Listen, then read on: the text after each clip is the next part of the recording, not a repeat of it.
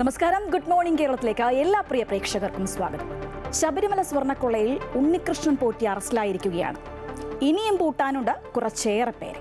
നിർണായക വിവരങ്ങളും രേഖകളും ഒക്കെ അന്വേഷണ സംഘത്തിന് ലഭിച്ചു എന്നാണ് നമുക്ക് അറിയാൻ കഴിയുന്നത്. വലിയ ഗൂഢാലോചനയുടെ ചുരുളഴിക്കാൻ SIT സർവം സജ്ജമാണ്. ശബരിമലയിലെ നഷ്ടപ്പെട്ട സ്വർണം കണ്ടെടുക്കുകയാണ് ഇനി അടുത്ത ഘട്ടം. ഭക്തർ മനസ്സർപ്പിച്ച വിശ്വാസത്തിന്മേൽ പതിച്ച കരിനിഴൽ മാറേണ്ടതുണ്ട്. അതിനിടെ ശബരിമലയിൽ ദ്വാരപാലക ശില്പങ്ങളുടെ സ്വർണം പൂശിയ പാളികൾ ഇന്ന് പുനഃസ്ഥാപിക്കും. അങ്ങനെ വാർത്തകൾ കുറച്ചേറെയുണ്ട്. നമുക്ക് വിശദമായി നോക്കാം. ആദ്യം പ്രധാന വാർത്തകളിലേക്ക്. ശബരിമല സ്വർണ്ണക്കൊള്ളയിൽ ഉണ്ണികൃഷ്ണൻ പോറ്റി അറസ്റ്റിൽ. മണിക്കൂറുകൾ നീണ്ട ചോദ്യം ചെയ്യലിന് ശേഷം അറസ്റ്റ് രേഖപ്പെടുത്തിയത് പുലർച്ചെയോടെ. നിർണായക വിവരങ്ങൾ ലഭിച്ചതായി സൂചന. ഉച്ചയോടെ പോറ്റിയെ റാന്നി കോടതിയിൽ ഹാജരാക്കും. പ്രതിപട്ടികയിലുള്ള ദേവസ്വം ഉദ്യോഗസ്ഥരെയും ചോദ്യം ചെയ്യും.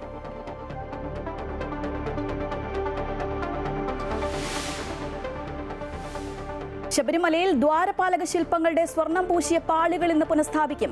തുലാമാസ പൂജകൾക്കായി ശബരിമല നട ഇന്ന് തുറക്കും.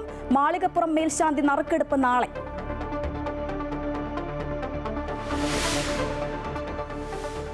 റഷ്യ-യുക്രൈൻ യുദ്ധം അവസാനിപ്പിക്കാൻ റഷ്യൻ പ്രസിഡന്റ് വ്ളാഡിമിർ പുടിനുമായി ഫോണിൽ സംസാരിച്ച അമേരിക്കൻ പ്രസിഡന്റ് ഡൊണാൾഡ് ട്രംപ്.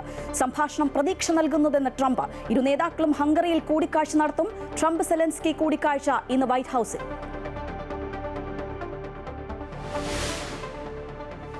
സംസ്ഥാനത്ത് ഇന്നും വ്യാപക മഴ തുടരും. എറണാകുളത്ത് ഇന്ന് ഓറഞ്ച് അലർട്ട്. 7 ജില്ലകളിൽ യെല്ലോ അലർട്ട്. തിങ്കളാഴ്ച വരെ വ്യാപക മഴ.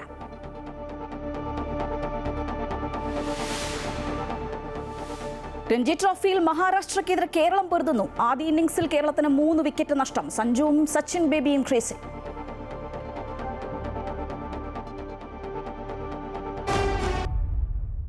ശബരിമല സ്വർണ്ണക്കവർച്ച കേസിൽ 1-ാം പ്രതി ഉണ്ണികൃഷ്ണൻ പോറ്റിയെ പ്രത്യേക അന്വേഷണ സംഘം അറസ്റ്റ് ചെയ്തിരിക്കുകയാണ്. ഇന്നലെ രാവിലെ പുളിമാത്തെ വീട്ടിൽ നിന്നുമാണ് പോറ്റിയെ കസ്റ്റഡിയിലെടുത്തത്. ഇന്ന് റാന്നി കോടതിയിൽ ഹാജരാക്കും. നടന്നത് വൻ ഗൂഢാലോചന എന്നാണ് ഉണ്ണികൃഷ്ണൻ പോറ്റി മൊഴി നൽകിയിരിക്കുന്നത് എന്നാണ് സൂചന. വിവരങ്ങളുമായി ആതിര രാധാകൃഷ്ണൻ ചേരുകയാണ്.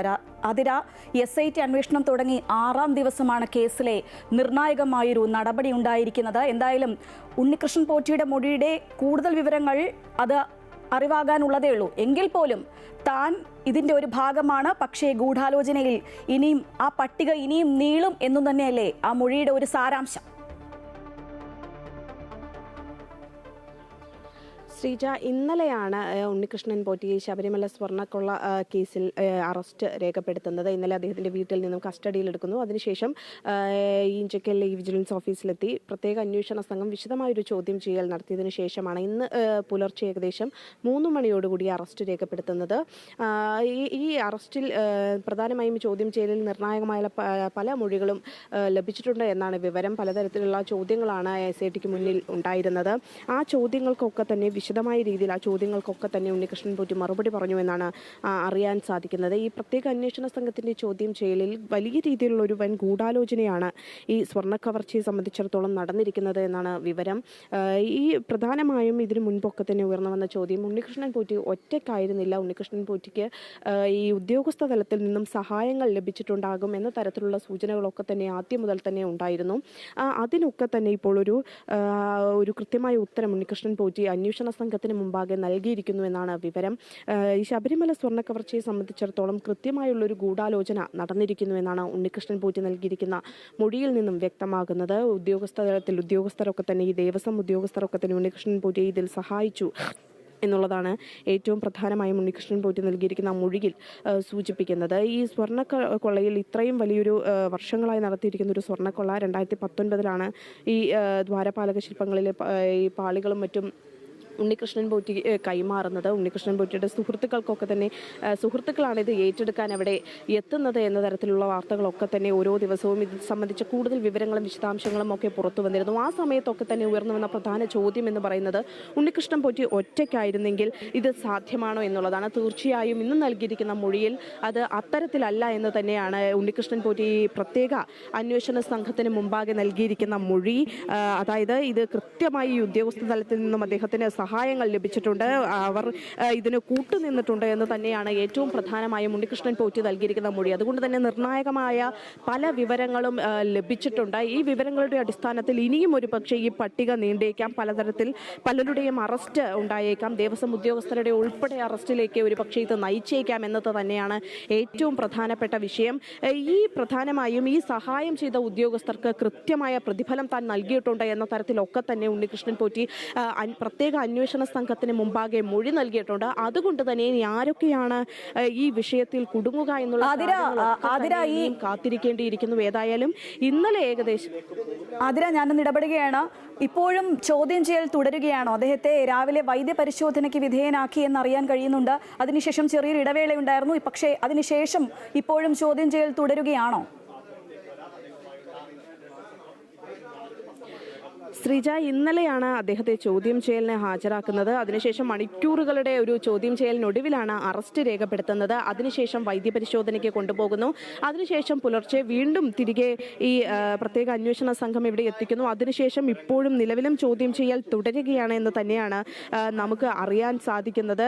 അതുകൊണ്ട് തന്നെ ഇപ്പോഴും നിലവിൽ ചോദ്യം ചെയ്യൽ തുടരുകയാണ്. എത്രയും പെട്ടെന്ന് തന്നെ നമുക്ക് നേരത്തെ അറിയിച്ചിരുന്നത് ഒരു 7 മണിയോടുകൂടി അദ്ദേഹത്തെ റാന്നിയിലേക്ക് കൊണ്ടുപോകാനായി തിരിക്കുമെന്നാണ് അറിയിച്ചിരുന്നത്. പക്ഷേ ഇപ്പോൾ വീണ്ടും അല്പം വൈകുകയാണ്. ഏതായാലും അല്പസമയത്തിനകം തന്നെ അദ്ദേഹത്തെ റാന്നിയിലേക്ക് കൊണ്ടുപോകും. ഇന്ന് തന്നെ റാന്നി കോടതിയിൽ ഹാജരാക്കുമെന്നാണ് അറിയാൻ സാധിക്കുന്നത്. പത്തനംതിട്ട റാന്നി കോടതിയിൽ ഹാജരാക്കും. അതിനു മുമ്പ് ഇന്നലെയൊക്കെ അറസ്റ്റ് രേഖപ്പെടുത്തിയതിനു ശേഷം വൈദ്യപരിശോധനയ്ക്കൊക്കെ എത്തിച്ചിരുന്നു. മണിക്കൂറുകൾ നീണ്ട ചോദ്യം ചെയ്യലിനൊടുവിലാണ് ഉണ്ണികൃഷ്ണൻ പോറ്റിയുടെ അറസ്റ്റ് രേഖപ്പെടുത്തുന്നത്. അറസ്റ്റിന് പിന്നാലെ പോറ്റിയും തിരുവനന്തപുരം ജനറൽ ആശുപത്രിയിലേക്ക് അദ്ദേഹത്തെ പരിശോധനയ്ക്കായൊക്കെ എത്തിച്ചിരുന്നു. അതിനുശേഷം വീണ്ടും ഈ പ്രത്യേക അന്വേഷണ സംഘം ഇവിടെ എത്തിച്ച് ചോദ്യം ചെയ്യൽ തുടരുകയായിരുന്നു. ഏതായാലും ചോദ്യം ചെയ്യലിൽ നിർണായകമായ വിവരങ്ങൾ നിർണായക വിവരങ്ങൾ തന്നെയാണ് ലഭിച്ചത് എന്നാണ് മനസ്സിലാക്കാൻ സാധിക്കുന്നത്. ഉണ്ണികൃഷ്ണൻ പോറ്റി പറഞ്ഞിരിക്കുന്നതും വൻ ഗൂഢാലോചന നടന്നു എന്നുള്ളതാണ്. ഈ സ്വർണം എവിടെ പോയി, അത് വിറ്റോ എന്നുള്ള കാര്യമൊക്കെയാണ് ഇനി അറിയാനുള്ളത്. എന്തായാലും തട്ടിയെടുത്ത സ്വർണം പങ്കിട്ടെടുത്തു എന്നുള്ളതാണ് അന്വേഷണ സംഘം ഇപ്പോൾ സംശയിക്കുന്നത്. അതുകൊണ്ട് തന്നെ വരും ദിവസങ്ങളൊക്കെ തന്നെ വളരെയധികം നിർണായകമല്ലേ, പ്രത്യേകിച്ച് വരും മണിക്കൂറുകൾ. ശ്രീജ സൂചിപ്പിച്ചതുപോലെ വരും മണിക്കൂറുകൾ അതിനിർണായകമാണ്. കാരണം ഇന്ന് ഉണ്ണികൃഷ്ണൻ പോറ്റി നൽകിയിരിക്കുന്ന മൊഴി നമുക്ക് ഇത്ര മാത്രമാണ് നമുക്ക് ലഭിച്ചിരിക്കുന്നത്. അതായത് വലിയ ഗൂഢാലോചന നടന്നിട്ടുണ്ട്, ഈ കവർച്ച ചെയ്ത സ്വർണം അദ്ദേഹത്തെ സഹായിച്ച ഉദ്യോഗസ്ഥർക്ക് പങ്കിട്ട് നൽകിയിട്ടുണ്ട് എന്ന തരത്തിലുള്ള ഗുരുതരമായ ഒരു അത്രയും നിർണായകമായ മൊഴിയാണ് ഉണ്ണികൃഷ്ണൻ പോറ്റി നൽകിയിരിക്കുന്നത്. അതുകൊണ്ട് തന്നെ വരും ദിവസങ്ങൾ അല്ലെങ്കിൽ ഈ വരും മണിക്കൂറുകൾ അതിനിർണായകമാണ്. ആരുടെയൊക്കെ പേരുകൾ ഉണ്ണികൃഷ്ണൻ പോറ്റി പറഞ്ഞു, ആരെക്കുറിച്ചൊക്കെയാണ് പരാമർശിച്ചിട്ടുള്ളത്, ഏതൊക്കെ ഉദ്യോഗസ്ഥരുടെ പേരുകളാണ് പറഞ്ഞിരിക്കുന്നത് എന്നത് സംബന്ധിച്ചതിലൊക്കെ തന്നെ ഒരു വിശദമായ വിവരങ്ങൾ വരാനുണ്ട്. ഇതിലൊക്കെ തന്നെ ആർക്കൊക്കെയാണ് ഇനി കുരുക്കു വീഴുക, ഈ വരും മണിക്കൂറുകളിൽ ഇനി എന്തൊക്കെയാണ് പ്രത്യേക അന്വേഷണ സംഘത്തിന്റെ നീക്കങ്ങൾ എന്തൊക്കെയായിരിക്കും, ആരെയൊക്കെ ചോദ്യം ചെയ്യും എന്നതിലൊക്കെ ഒരു അറിയാനുണ്ട്. അതൊക്കെ തന്നെ വളരെ നിർണായകമായ ഒരു വിഷയമാണ്. അതുകൊണ്ട് തന്നെ ഈ മൊഴിയുടെ അടിസ്ഥാനത്തിലായിരിക്കും കൃത്യമായ രീതിയിൽ ഈ അന്വേഷണം പുരോഗമിക്കുക. ഏതായാലും SIT അന്വേഷണ ചുമതല ഏറ്റെടുത്ത 6 ദിവസങ്ങൾക്കകമാണ് കേസിലെ പ്രധാന പ്രതിയായ ഉണ്ണികൃഷ്ണൻ പോറ്റിയുടെ അറസ്റ്റ് രേഖപ്പെടുത്തിയിരിക്കുന്നത്. ഉണ്ണികൃഷ്ണൻ പോറ്റിയുടെ മൊഴിയിൽ നിന്നും ഇപ്പോൾ വ്യക്തമായ വിവരങ്ങൾ പ്രത്യേക അന്വേഷണ സംഘത്തിന് ലഭിച്ചിട്ടുണ്ട് എന്ന് തന്നെയാണ് വിവരം. ഈ കൽപേഷ് എന്ന് പറയുന്ന ഉണ്ണികൃഷ്ണൻ പോറ്റിയുടെ സുഹൃത്തിനാണ് ഈ സ്വർണം നൽകിയത് എന്നതൊക്കെയായിരുന്നു ഉണ്ണികൃഷ്ണൻ പോറ്റിയുടെ മൊഴിയിൽ ഉണ്ടായിരുന്നത്. കൽപേഷ്, നാഗേഷ് തുടങ്ങുന്ന 2 സുഹൃത്തുക്കൾക്കാണ് ഇത്തരത്തിൽ ഈ സ്വർണ്ണ കവർച്ചയുമായി ബന്ധം. അവർക്ക് ഉണ്ണികൃഷ്ണൻ പോറ്റി ഈ സ്വർണം നൽകിയിരുന്നു. അതിനുശേഷം ഈ നാഗേഷ് എന്ന് പറയുന്ന വ്യക്തി ഉണ്ണികൃഷ്ണൻ പോറ്റിയുടെ ഹൈദരാബാദിലുള്ള സുഹൃത്താണ്. അവർക്ക് ഈ സ്വർണ്ണപ്പണി നടത്തുന്ന ഒരു സ്ഥാപനമുണ്ട്. ഈ സ്ഥാപനത്തിൽ എത്തിച്ചായിരുന്നു ഈ സ്വർണം ഇത്തരത്തിൽ തിരിമറി നടത്തിയത് എന്നത് സംബന്ധിച്ചതിലൊക്കെ തന്നെ ആദ്യം മുതൽക്ക് സംശയമുണ്ടായിരുന്നു. അതിലൊക്കെ തന്നെ ഇന്ന് കഴിഞ്ഞ ദിവസം നടന്ന ചോദ്യം ചെയ്യലിൽ വ്യക്തമായ ഉത്തരം ലഭിച്ചിട്ടുണ്ട് എന്ന് തന്നെയാണ് വിവരം. ഏതായാലും നിർണായക വിവരങ്ങളാണ് ലഭിച്ചിരിക്കുന്നത്. അതുകൊണ്ട് തന്നെ ഇനി വരും ദിവസങ്ങൾ അല്ലെങ്കിൽ വരും മണിക്കൂറുകളിൽ എന്തൊക്കെ സംഭവിക്കും, അല്ലെങ്കിൽ അന്വേഷണ സംഘം ഏത് തരത്തിലുള്ള നീക്കങ്ങളായിരിക്കും ഉണ്ടാകുക, ആരെയൊക്കെ ചോദ്യം ചെയ്യും എന്നത് സംബന്ധിച്ചതിലൊക്കെ തന്നെ നിർണായകമായ ഒരു മണിക്കൂറുകളാണ് ഇനി വരാനിരിക്കുന്നത്. ഏതായാലും അല്പസമയത്തിനകം ഉണ്ണികൃഷ്ണൻ പോറ്റിയെ റാന്നിയിലേക്ക് കൊണ്ടുപോകാനായി അത് തന്നെയാണ് ഇന്നത്തെ മറ്റ് നടപടിക്രമങ്ങൾ എന്തൊക്കെയാണ്. എന്തായാലും വൈദ്യപരിശോധന പൂർത്തിയാക്കി അദ്ദേഹത്തെ വീണ്ടും ചോദ്യം ചെയ്യുകയാണെന്ന് ആതിര പറഞ്ഞു. പക്ഷേ അതിനുശേഷം അദ്ദേഹത്തെ ഇന്ന് റാന്നി കോടതിയിൽ ഹാജരാക്കും. തുടർന്നുള്ള നടപടിക്രമങ്ങളൊക്കെ എങ്ങനെയാണ്?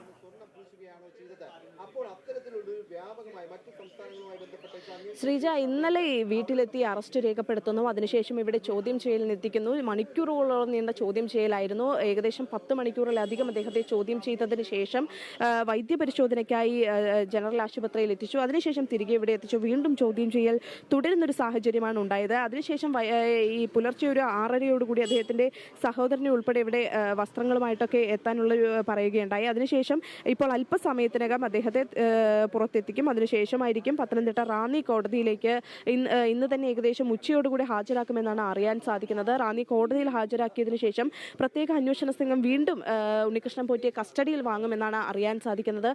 അതിനുശേഷം കസ്റ്റഡിയിൽ വാങ്ങി ഒരുപക്ഷെ വീണ്ടും വിശദമായ ഒരു ചോദ്യം ചെയ്യലിലേക്കൊക്കെ തന്നെ കടന്നേക്കാം.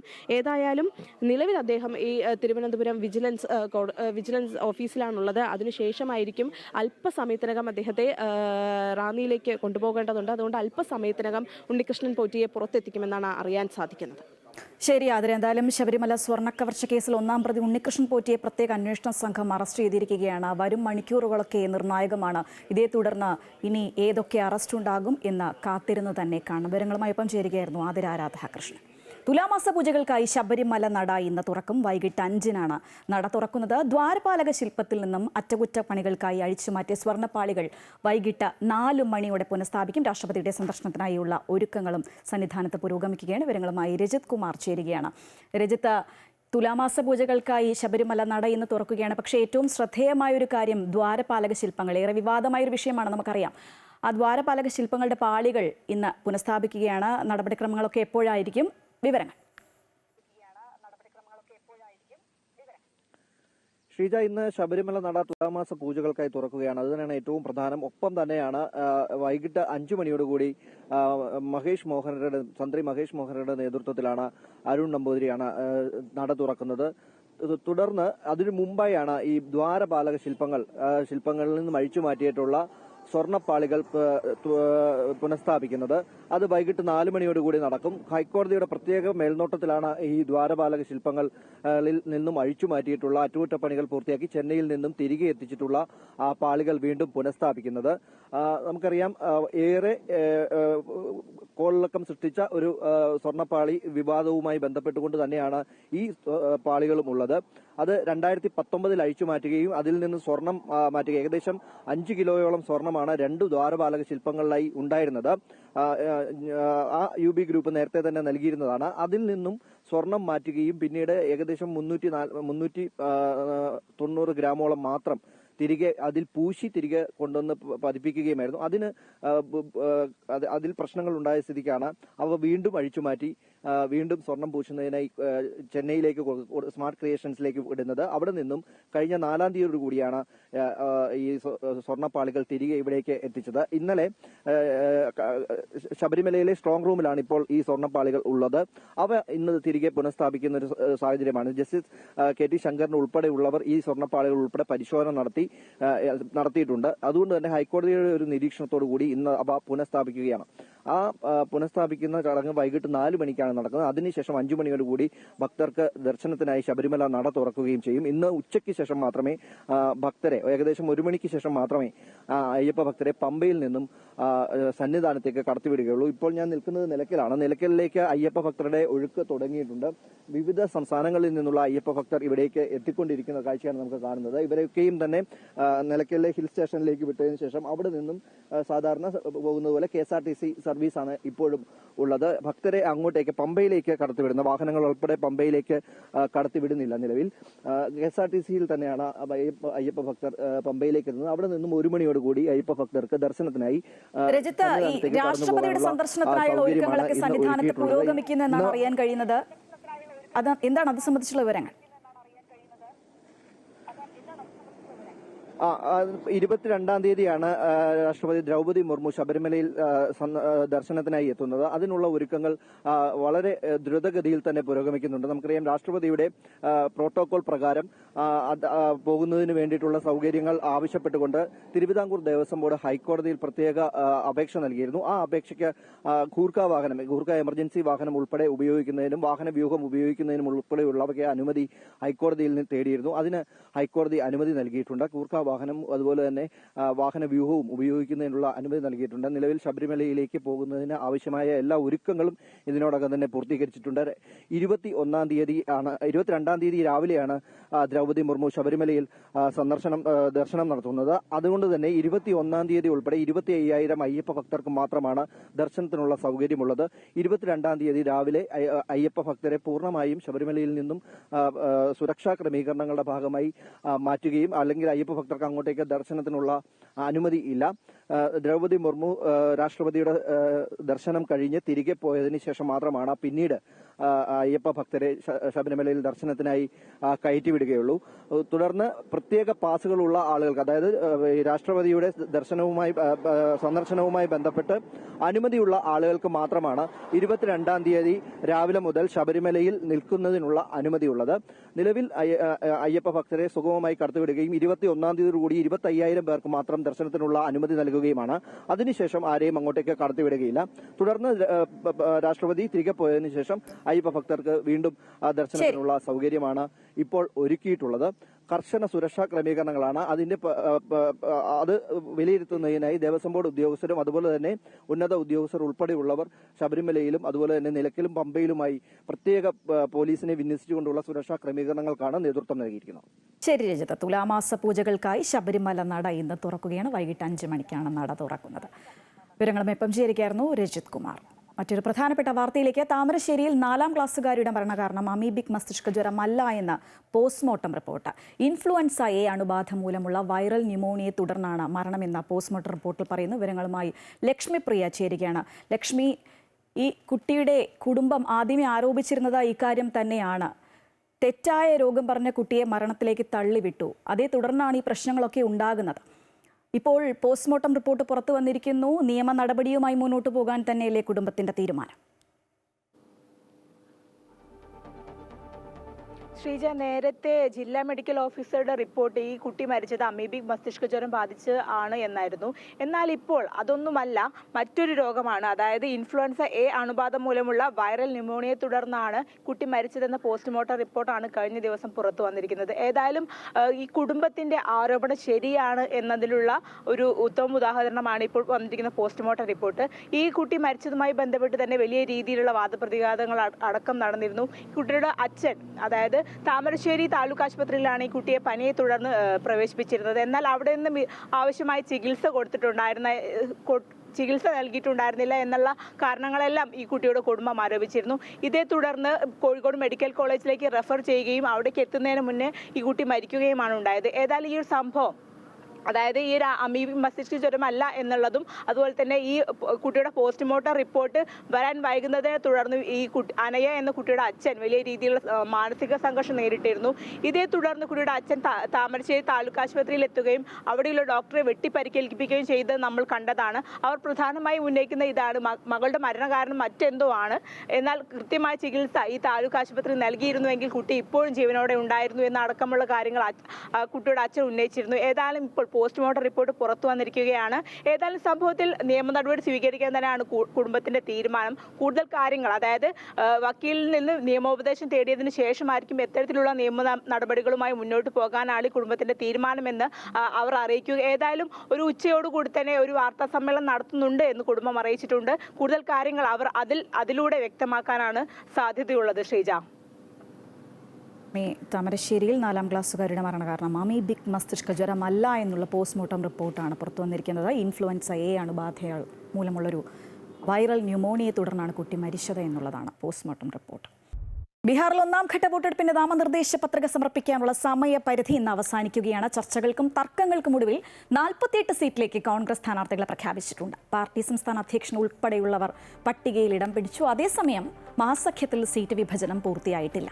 അതിനിടെ തെരഞ്ഞെടുപ്പ് ഒരുക്കങ്ങൾ വിലയിരുത്താനും നിർദ്ദേശങ്ങൾ നൽകാനും കേന്ദ്ര ആഭ്യന്തരമന്ത്രി അമിത്ഷാ ബീഹാറിലെത്തിയിട്ടുണ്ട്. കൂടുതൽ വിവരങ്ങളുമായി കെ പ്രശാന്ത് ചേരുകയാണ്. Prashanth, good morning. നമ്മൾ ഇന്നലെ പറഞ്ഞതാണ് നാമനിർദ്ദേശ പത്രിക സമർപ്പിക്കാനുള്ള അവസാന തീയതി നാളെയാണെന്ന് ഇന്നലെ നമ്മൾ സൂചിപ്പിച്ചിരുന്നു. അപ്പോഴും മഹാസഖ്യത്തിന്റെ സീറ്റ് വിഭജനം അവിടെ പൂർത്തിയായിട്ടില്ല. അതിൽ നിന്ന് വലിയ മാറ്റമൊന്നും ഇന്ന് വന്നിട്ടില്ല. കോൺഗ്രസിന്റെ സ്ഥാനാർത്ഥി പ്രഖ്യാപനം ഒഴിച്ചു കഴിഞ്ഞാൽ പ്രശ്നങ്ങൾ അങ്ങനെ തന്നെ തുടരുകയാണോ?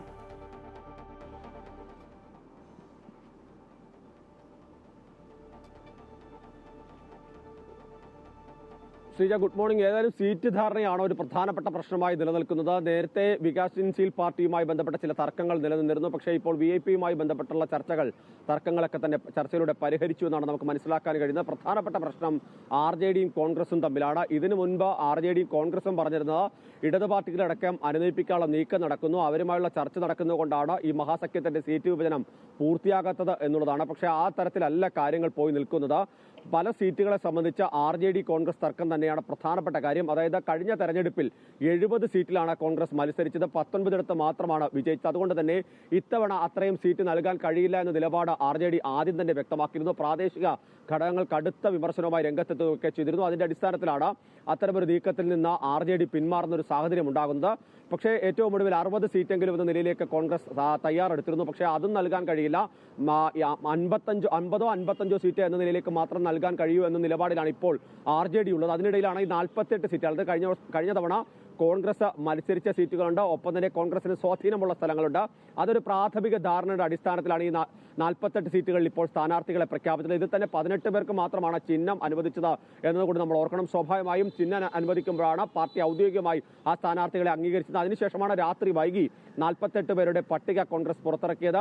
അതിൽ തന്നെ ന്യൂനപക്ഷങ്ങൾക്കൊപ്പം തന്നെ വനിതകൾക്കെല്ലാം തന്നെ വലിയ പ്രാതിനിധ്യം കൊടുത്തുകൊണ്ട് തന്നെയാണ് ഈ സീറ്റ് വിഭജനം ഈ ഘട്ടത്തിൽ സീറ്റ് വിഭജനം പൂർത്തിയാക്കിയിട്ടുള്ളത്. പക്ഷേ അപ്പോഴും മറ്റ് സീറ്റുകളിലേക്ക് എന്ത് ചെയ്യും എന്നുള്ളതാണ്, ആ തർക്കം നിൽക്കുന്നിടത്ത് എന്ത് ചെയ്യാൻ കഴിയും എന്നുള്ളതാണ് പ്രധാനമായും ചർച്ച ചെയ്യുന്നത്.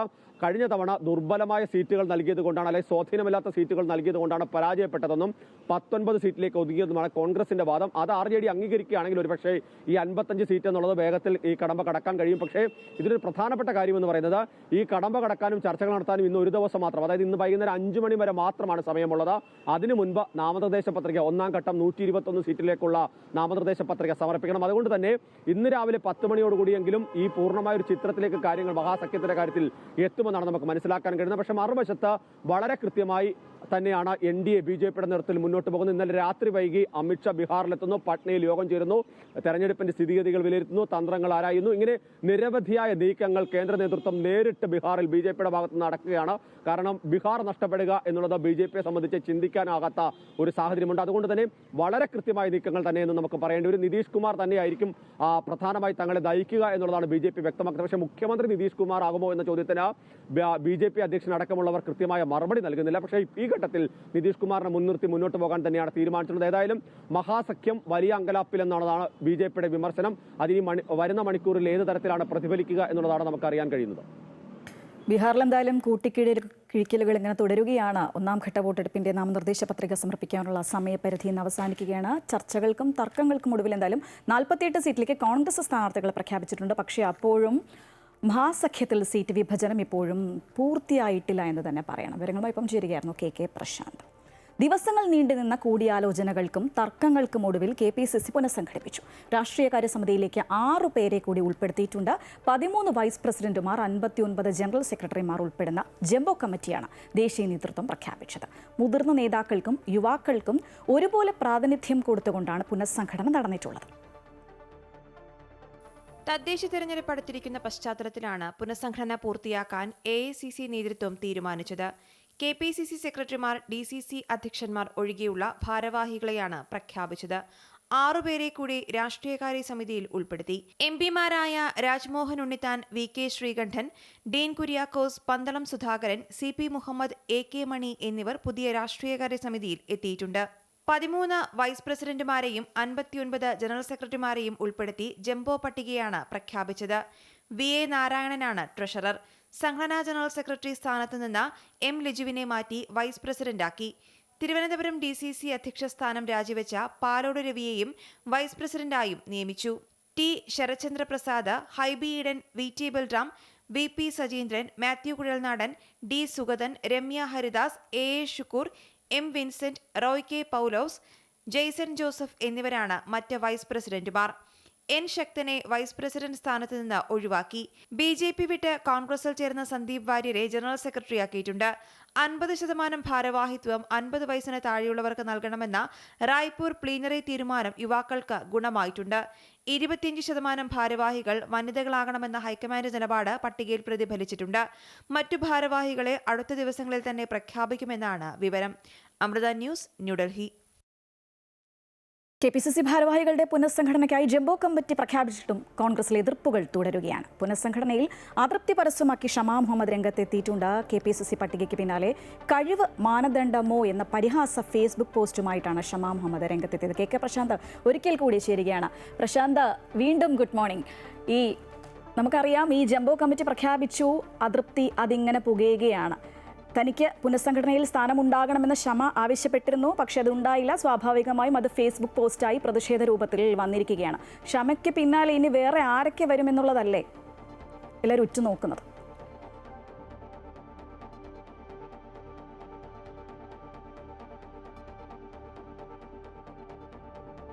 പോസ്റ്റിൽ കോൺഗ്രസിന്റെ ഈ തർക്കം അവസാനിക്കുമോ എന്നുള്ളതാണ് എല്ലാവരും ഉറ്റുനോക്കുന്നത്. സ്വാഭാവികമായും ഷമാ മുഹമ്മദ് കണ്ണൂരിൽ കഴിഞ്ഞ ദിവസം നിരവധിയായ പരിപാടികളിൽ പങ്കെടുത്തു. ദേശീയ വക്താവ് അടക്കം നിരവധി പദവികൾ വഹിച്ചിരുന്നതാണ്. അതുകൊണ്ട് തന്നെ സ്വാഭാവികമായും അതിനുശേഷം ഷമ നേതൃത്വത്തെ നാട്ടിലേക്ക് മടങ്ങുകയും കേരളത്തിൽ സജീവമാകാനുള്ള നീക്കങ്ങൾ, ആവശ്യങ്ങൾ അറിയിക്കുകയും ഒക്കെ ചെയ്തതാണ്. അതിന്റെ അടിസ്ഥാനത്തിൽ ഒരുപക്ഷെ ഈ പുനഃസംഘടനയിൽ പരിഗണിക്കുമെന്നുള്ളതായിരുന്നു ഷമാ മുഹമ്മദിന്റെ ഒരു പ്രതീക്ഷ. ആ പ്രതീക്ഷയാണ് പട്ടിക പുറത്തു വന്നപ്പോൾ അവസാനിച്ചത്. അതിന്റെ ഒരു പരിഭവമാണ് ആ ഫേസ്ബുക്ക് പോസ്റ്റിലൂടെ അവർ പങ്കുവെക്കുന്നത്. കഴിവ് ഒരു മാനദണ്ഡമാണോ എന്നുള്ളതാണ് ഫേസ്ബുക്ക് പോസ്റ്റിൽ സൂചിപ്പിച്ചിരിക്കുന്നത്. സ്വാഭാവികമായും കണ്ണൂരിൽ നിരവധിയായ പരിപാടികളൊക്കെ പങ്കെടുക്കുമ്പോൾ അവിടുന്ന് ഒരു പ്രതിനിധിയായി തന്നെ നേതൃത്വത്തിന്റെ പുനഃസംഘടനയുടെ ഭാഗമായി എത്താമെന്നുള്ള പ്രതീക്ഷ ക്ഷമയ്ക്കുണ്ടായിരുന്നെങ്കിൽ അത് അസ്തമിച്ചു എന്നുള്ളത് തന്നെയാണ് ഇഘട്ടത്തിൽ. പക്ഷേ നേരത്തെ നമ്മൾ സൂചിപ്പിച്ച പോലെ തന്നെ ഇനിയും സെക്രട്ടറിമാർ വരാനുണ്ട്. കോൺഗ്രസിന്റെ ഒരു സ്വാഭാവിക നടപടിപ്രകാരം ഏറ്റവും കുറഞ്ഞത് 90 സെക്രട്ടറിമാരെങ്കിലും കോൺഗ്രസിനുണ്ടായേക്കും സംസ്ഥാനത്ത്. അങ്ങനെയാണെങ്കിൽ ഒരുപക്ഷെ ഈ പരിഗണിക്കാതിരുന്ന ആളുകളെയൊക്കെ അപ്പോൾ പരിഗണിക്കാമെന്നുള്ളതാണ് ഇപ്പോൾ നേതൃത്വം വ്യക്തമാക്കിയിരിക്കുന്നത്. അതുകൊണ്ട് കൂടുതൽ തർക്കങ്ങളിലേക്കോ പ്രതികരണങ്ങളിലേക്കോ പോകരുത്. തദ്ദേശ തെരഞ്ഞെടുപ്പ് അടുത്തിരിക്കുന്ന സമയമാണ് എന്നുള്ളതാണ് പ്രധാനപ്പെട്ട കാര്യം. പക്ഷേ എടുത്തു പറയേണ്ട കാര്യം, ഇത്തരം നേതാക്കളെല്ലാം തന്നെ ഈ അവരവരുടെ സ്ഥലങ്ങളിൽ സജീവമാകുന്നത് വരാൻ പോകുന്ന നിയമസഭാ തെരഞ്ഞെടുപ്പ്, അതൊരു പഞ്ചായത്ത് തദ്ദേശ തെരഞ്ഞെടുപ്പ് കണ്ടിട്ടല്ല, വരാൻ പോകുന്ന നിയമസഭാ തെരഞ്ഞെടുപ്പ് കണ്ടിട്ട് തന്നെയാണ്. അത് നേതൃത്വത്തിനും അറിയാം. കാരണം വലിയൊരു നിര തന്നെ അടുത്ത തെരഞ്ഞെടുപ്പ് മത്സരിക്കാനായി കോൺഗ്രസിൽ സജീവമായി നിൽക്കുകയാണ്. അപ്പോൾ മറ്റു സ്ഥലങ്ങളിൽ നിന്ന് കൂടി ദേശീയ തലത്തിൽ നിന്ന് ആളുകൾ കേരളത്തിലേക്ക് കൂടി എത്തിക്കൽ സ്വാഭാവികമായും വലിയ തർക്കങ്ങളിലേക്ക് പോകും. അതുകൊണ്ട് അവരെ അനുനയിപ്പിക്കാനുള്ള നീക്കങ്ങൾ ഉണ്ടാകുമെന്നാണ് നമ്മൾ പ്രതീക്ഷിക്കുന്നത്. ഏതായാലും വലിയ വിമർശനങ്ങൾ ഇനി വരുന്ന മണിക്കൂറുകളിൽ ഉണ്ടാകുമെന്നാണ് നമ്മൾ പ്രതീക്ഷിക്കുന്നത്. പ്രത്യേകിച്ച് ചില തർക്കങ്ങൾ നേരത്തെ തന്നെ കമ്മിറ്റികളുമായി ബന്ധപ്പെട്ടൊക്കെ തന്നെ ഉണ്ടായിരുന്നു. ഇപ്പോഴും പൂർണ്ണമായി പട്ടിക പ്രസിദ്ധീകരിച്ച് നമുക്ക് പറയാൻ കഴിയില്ല. സെക്രട്ടറിമാർ വരണം, ഒപ്പം തന്നെ DCC അധ്യക്ഷന്മാർ വരണം, ഇതൊക്കെയുണ്ട്. മറ്റൊരു പ്രധാനപ്പെട്ട കാര്യം, വനിതകൾക്ക് പ്രാതിനിധ്യം കൊടുത്തപ്പോൾ മുതിർന്ന വനിതാ നേതാക്കളായ ബിന്ദുകൃഷ്ണ, ഷാനിമോൾ ഉസ്മാൻ അടക്കമുള്ള ആളുകൾ 2 പേർ ഇപ്പോൾ രാഷ്ട്രീയകാര്യ സമിതിയിൽ മാത്രമാണ്. അവരെ മറികടന്നുകൊണ്ടാണ് രമ്യ ഹരിദാസിനെ വൈസ് പ്രസിഡന്റ് ആക്കിയുള്ളത്. അതിലേതെങ്കിലും തരത്തിലുള്ള അതൃപ്തി ഉണ്ടാകുമോ എന്നൊക്കെ കണ്ടറിയണം. മാത്രമല്ല, സംഘടനാ നടപടിയുടെ ഭാഗമായാണ് പാലോട് രവിയെ DCC അധ്യക്ഷ സ്ഥാനത്ത് നിന്ന് മാറ്റിയത്. അദ്ദേഹം വലിയ ചുമതലയിലേക്ക് എത്തുന്നു എന്നുള്ളതാണ് പ്രധാനപ്പെട്ട കാര്യം. ഇങ്ങനെ നിരവധിയായ പ്രശ്നങ്ങൾ, ഒപ്പം തന്നെ ശക്തനടക്കമുള്ള ആളുകളെ ഒഴിവാക്കിയിരിക്കുന്നു. ഇതടക്കമുള്ള സാഹചര്യങ്ങൾ ഈ വരുന്ന മണിക്കൂറുകളിൽ കോൺഗ്രസിൽ ചർച്ചയാകുമെന്ന് ഉറപ്പാണ്. കോൺഗ്രസിന്റെ ഒരു സ്ഥിരം രീതി എന്ന് പറയുന്നത് ഈ പട്ടിക പുറത്തു വന്നാൽ വരുന്ന മണിക്കൂറുകളിൽ തന്നെ വലിയ പ്രതിഷേധങ്ങളൊക്കെ ഉണ്ടാകുന്ന ഒരു കാഴ്ചയാണ് നമ്മൾ കാണാൻ കഴിയുന്നത്. അത് വരുന്ന ഈ കേരളത്തിൽ തന്നെ സാഹചര്യം എന്നാണ് നമുക്ക് മനസ്സിലാക്കാൻ കഴിയുന്നത്. ശ്രീജ, ശരി പ്രശാന്താലും, KPCC പുനഃസംഘടനയിൽ എതിർപ്പുകൾ തുടരുക തന്നെയാണ്. എതിർപ്പുമായി ഷമാ മുഹമ്മദ് ഇപ്പോൾ രംഗത്തെത്തിയിരിക്കുകയാണ്. ഇതുമായി ബന്ധപ്പെട്ട വിവരങ്ങൾ പങ്കുവയ്ക്കുകയായിരുന്നു KK Prashanth. American president Donald ട്രംപും റഷ്യൻ പ്രസിഡന്റ് വ്ളാഡിമിർ പുടിനും വീണ്ടും കൂടിക്കാഴ്ചയ്ക്ക് ഒരുങ്ങുന്നു. പുടിനുമായി ട്രംപ് ഫോണിൽ സംസാരിച്ചു. ചർച്ചയിൽ കാര്യമായ പുരോഗതി ഉണ്ടായിട്ടുണ്ട് എന്ന് ട്രംപ് തന്റെ സോഷ്യൽ മീഡിയ പ്ലാറ്റ്ഫോമായ ട്രൂത്ത് സോഷ്യലിൽ കുറിച്ചു. യുക്രൈൻ റഷ്യ യുദ്ധം അവസാനിപ്പിക്കാനുള്ള ശ്രമങ്ങളുടെ ഭാഗമായി ഹംഗറിയുടെ തലസ്ഥാനമായ ബുഡാപെസ്റ്റിൽ പുടിനുമായി കൂടിക്കാഴ്ച നടത്തുമെന്നും ട്രംപ് പറഞ്ഞു. നേരത്തെ വിഷയത്തിൽ ഇരു നേതാക്കളും തമ്മിൽ അലാസ്കയിൽ ചർച്ച നടത്തിയിരുന്നു. യുക്രൈൻ പ്രസിഡന്റ് വ്ളാഡിമിർ സെലൻസ്കിയുമായി വെള്ളിയാഴ്ച വൈറ്റ് ഹൌസിൽ കൂടിക്കാഴ്ച നടത്തുന്നതിന് മുന്നോടിയായിട്ടാണ് ട്രംപിന്റെയും പുടിന്റെയും സംഭാഷണം. പുടിനുമായുള്ള ചർച്ച സെലൻസ്കിയെ അറിയിക്കുമെന്നും ട്രംപ് വ്യക്തമാക്കിയിട്ടുണ്ട്. അതേസമയം US-ൽ നിന്ന് കൂടുതൽ സൈനിക സഹായം തേടിയാണ് Ukraine president Vladimir Zelensky white ഹൌസിൽ കൂടിക്കാഴ്ച നടത്തുന്നത്. സംസ്ഥാനത്തൊട്ടാകെ കനത്ത മഴയാണ്. കാരണം തുലാവർഷമെത്തി. സംസ്ഥാനത്ത് വ്യാപക മഴയ്ക്ക് തന്നെയാണ് സാധ്യതയുള്ളതെന്നാണ് കാലാവസ്ഥാ വകുപ്പ് മുന്നറിയിപ്പ് നൽകുന്നത്. അറബിക്കടലിൽ കേരള തീരത്തോട് ചേർന്ന് ന്യൂനമർദ്ദവും രൂപപ്പെടുമെന്നുള്ളൊരു മുന്നറിയിപ്പുണ്ട്. തീവ്രമഴയ്ക്ക് സാധ്യതയുള്ളതിനാൽ ഇന്ന് എറണാകുളം ജില്ലയിൽ ഓറഞ്ച് അലർട്ട് പ്രഖ്യാപിച്ചിട്ടുണ്ട്. തിരുവനന്തപുരം, കൊല്ലം, പത്തനംതിട്ട, ആലപ്പുഴ, കോട്ടയം, ഇടുക്കി, തൃശൂർ ജില്ലകളിൽ യെല്ലോ അലർട്ടാണ്. മഴയ്ക്കൊപ്പം ഇടിമിന്നലിനും ശക്തമായ കാറ്റിനും സാധ്യതയുള്ളതായി മുന്നറിയിപ്പിൽ പറയുന്നു. കള്ളക്കടൽ പ്രതിഭാസ സാധ്യതയെ തുടർന്ന് കേരള, കർണാടക, ലക്ഷദ്വീപ് തീരങ്ങളിൽ ഇന്ന് മത്സ്യബന്ധനത്തിന് വിലക്കും ഏർപ്പെടുത്തിയിട്ടുണ്ട്. കോഴിക്കോട് പേരാമ്പ്രയിൽ UDF പ്രവർത്തകരുടെ വീടുകളിൽ പരിശോധന നടത്തി പോലീസ്. 2 പ്രവർത്തകരെ പോലീസ് കസ്റ്റഡിയിലെടുത്തിട്ടുണ്ട്. Congress block committee general secretary Vinodan Kallur, Congress പ്രവർത്തകനായ മണി പൈത്തോത്ത് എന്നിവരെയാണ് പോലീസ് അറസ്റ്റ് ചെയ്തത്. അതേസമയം കഴിഞ്ഞ ദിവസം കോഴിക്കോട് കോൺഗ്രസ് നേതൃത്വം പേരാമ്പ്രയിൽ UDF പ്രകടനത്തിനിടെ ഉണ്ടായ സംഘർഷത്തിന്റെ കൂടുതൽ ദൃശ്യങ്ങൾ പുറത്തുവിട്ടിരുന്നു. ഡിവൈഎസ്പി ഹരിപ്രസാദിന്റെ കയ്യിൽ ടിയർ ഗ്യാസും ലാത്തിയും പിടിച്ചു നിൽക്കുന്നതടക്കം 6 ദൃശ്യങ്ങളാണ് കോഴിക്കോട് DCC പ്രസിഡന്റ് പ്രവീൺ കുമാർ പുറത്തുവിട്ടത്. ദേശീയപാതയുടെ അശാസ്ത്രീയ നിർമ്മാണത്തിനെതിരെ പ്രതിഷേധവുമായി ജനകീയ കൂട്ടായ്മ. കൊല്ലം ഇത്തിക്കര നിവാസികളാണ് നിർമ്മാണ ജോലികൾ നടക്കുന്ന ദേശീയപാതയിൽ പ്രതിഷേധ സമരം നടത്തുന്നത്. പ്രദേശത്തെ യാത്രാ ബുദ്ധിമുട്ടുകൾക്ക് പരിഹാരമായി അടിപ്പാത വേണമെന്നതാണ് ഇവരുടെ ആവശ്യം.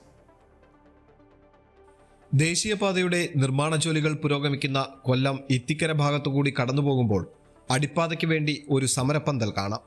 ചിലർ ഇവരെ നാടിന്റെ വികസന വിരോധികൾ എന്ന് ആക്ഷേപിക്കാറുണ്ട്. എന്നാൽ ഇവർക്ക് പറയാനുള്ളതും ഇവരുടെ ആവശ്യങ്ങളും കേട്ടുകഴിഞ്ഞാൽ ആ തെറ്റിദ്ധാരണ മാറും. ഈ പ്രദേശത്ത് ദേശീയപാതയുടെ നിർമ്മാണ ജോലികൾ ആരംഭിക്കുന്നതിന് മുൻപ് റോഡിന് ഇരുവശങ്ങളിലുമുള്ളവർക്ക് യാത്രാമാർഗം എളുപ്പമായിരുന്നു. എന്നാൽ ദേശീയപാത പൂർത്തിയായി വരുമ്പോൾ കാര്യങ്ങൾ അത്ര സുഗമമായിരിക്കില്ല. ഈ റോഡ് പണി തുടങ്ങുന്നതിന് മുന്നേ നമുക്ക് ഡയറക്റ്റ് റോഡ് ക്രോസ് ചെയ്ത് അപ്പുറത്തെ ഭാഗത്ത് ഇറങ്ങി പോകാൻ പറ്റുമായിരുന്നു. ഈ റോഡിൻ്റെ പണി ഈ പറഞ്ഞ രീതിയിൽ നടക്കുകയാണെന്നുണ്ടെങ്കിൽ ഒരു ദിവസം നമുക്ക് മറ്റുള്ള ഭാഗങ്ങളിലോട്ട് പോകണമെന്നുണ്ടെങ്കിൽ ഒരു ഏറ്റവും കുറഞ്ഞ ഒരു 5 കിലോമീറ്ററെങ്കിലും കറങ്ങി തിരിഞ്ഞ് വന്നാൽ നമുക്ക് ആ ഭാഗത്ത് പോയിട്ട് തിരിച്ച് നമ്മുടെ സ്ഥലത്ത് എത്താൻ പറ്റുന്ന സാഹചര്യമാണ് ഇപ്പോൾ കാണുന്നത്. വികസനം എന്ന് പറയുന്നത് നാടിൻ്റെ ഒരു ആവശ്യമാണ്. പക്ഷേ ഈ വികസനത്തിനോടൊപ്പം നാട്ടുകാർക്ക് സഞ്ചരിക്കാനുള്ള സ്വാതന്ത്ര്യം അത് ഉറപ്പുവരുത്തുന്നുണ്ട്. അത് ഇല്ലായ്മ ചെയ്തുകൊണ്ടുള്ള പ്രവൃത്തിയാണ് ഇപ്പം വികസനത്തിന്റെ പേരിൽ നടക്കുന്നത്. യാത്രാ ബുദ്ധിമുട്ടുകളില്ലാതെ അടിപ്പാത നിർമ്മിക്കും എന്നായിരുന്നു ദേശീയപാത അതോറിറ്റി ഉറപ്പു നൽകിയിരുന്നത്. എന്നാൽ പിന്നീട് ഇതിൽ മാറ്റം വന്നു എന്നാണ് പ്രദേശവാസികൾ പറയുന്നത്. സർവീസ് റോഡിന്റെ അശാസ്ത്രീയ നിർമ്മാണവും ഇപ്പോൾ യാത്രാ ദുരിതം കൂട്ടിയിരിക്കുന്നു. ദേശീയപാതയുടെ ഉയരത്തിനനുസരിച്ച് സർവീസ് റോഡുകൾ നിർമ്മിക്കുമ്പോൾ സമീപത്തെ വീടുകൾക്കും ഇത് ബുദ്ധിമുട്ടാകുന്നു. ഇതിനൊക്കെ പരിഹാരമായി അടിപ്പാത വേണമെന്ന ആവശ്യം ജനപ്രതിനിധികളെയും ദേശീയപാത അതോറിറ്റിയെയും അറിയിച്ചെങ്കിലും നടപടികളുണ്ടായില്ല.